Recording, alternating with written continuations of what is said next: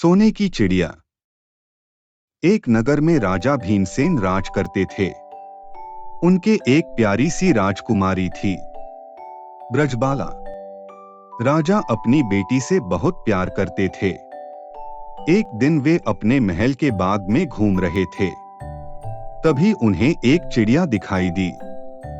राजा उस चिड़िया के पास गए तो देखा वह सोने की तरह चमक रही थी। अरे ये कैसी चिड़िया है? मैंने तो ऐसी चिड़िया पहले कभी नहीं देखी। राजा, मैं सोने की चिड़िया हूँ। यह सुनकर राजा सोच में पड़ गए कि सोने की चिड़िया इंसानों की आवाज में बात कर रही है। अरे चिड़िया, तू इंसानों की आवाज में कैसे बात कर रही है? मैं दूर पहाड़ के पीछे से आई हूँ। वहाँ सब मेरी जैसी सोने की चिड़िया रहती है। मैं उड़ते उड़ते यहाँ तक आ गई। अब मैं थक गई हूँ। कुछ देर आराम करके चली जाऊंगी।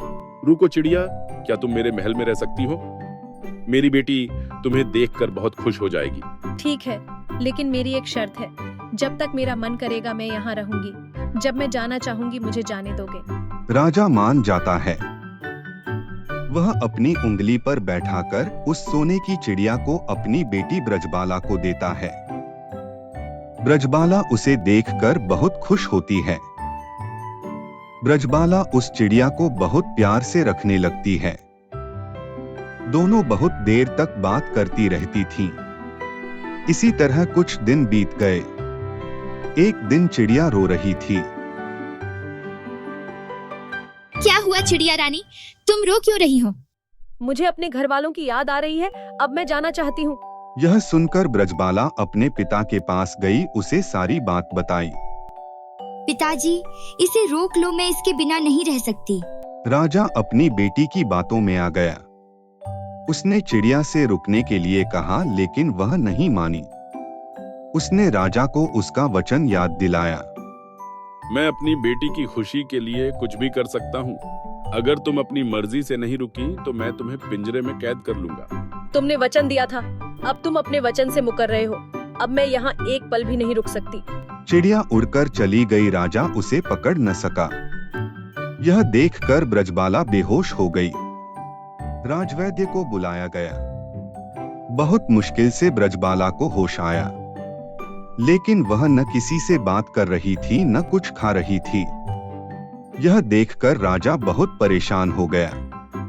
उसने पूरे राज्य में ऐलान कर दिया कि जो कोई सोने की चिड़िया लाएगा उसे बहुत सारा इनाम दिया जाएगा। ऐलान सुनकर बहुत से लोगों ने उस पहाड़ी के पीछे जाने की कोशिश की, लेकिन कोई वहां तक पहुंच नहीं सका। इधर ब्रजबाला की हालत बिगड़ती जा रही थी। एक दिन रात के समय राजा अपने महल की खिड़की के पास खड़े होकर रो रहा था। काश मैंने वह चिड़िया अपनी बेटी को न दी होती। काश मैंने उस चिड़िया को कैद करने की कोशिश न की होती तो वह रुक जाती। कुछ देर बाद वही चिड़िया उसके पास आती है। क्यों राजा, क्या हुआ? अपनी पूरी ताकत लगाकर भी मुझे नहीं ला पाए। चिड़िया रानी, मुझे माफ कर दो, मेरी बेटी को बचा लो। चिड़िया उड़कर ब्रजबाला के पास पहुंच जाती है। चिड़िया को देखकर ब्रजबाला बहुत खुश होती है। चिड़िया कुछ दिन वहीं रहने लगती है। जब ब्रजबाला पूरी तरह से ठीक हो जाती है तो चिड़िया जाने के लिए कहती है। ब्रजबाला, मुझे जाने दो। मेरा परिवार मेरा इंतजार कर रहा होगा। जब तुम मुझे याद करोगी मैं आ जाऊंगी। ब्रजबाला मान जाती है। तुम्हारा उपकार मैं कभी नहीं भूल सकता। एक बात याद रखना, कभी भी किसी को छोटा नहीं समझना। यह कहकर चिड़िया उड़ जाती है। इसके बाद जब भी ब्रजबाला उसे याद करती वह आ जाती थी।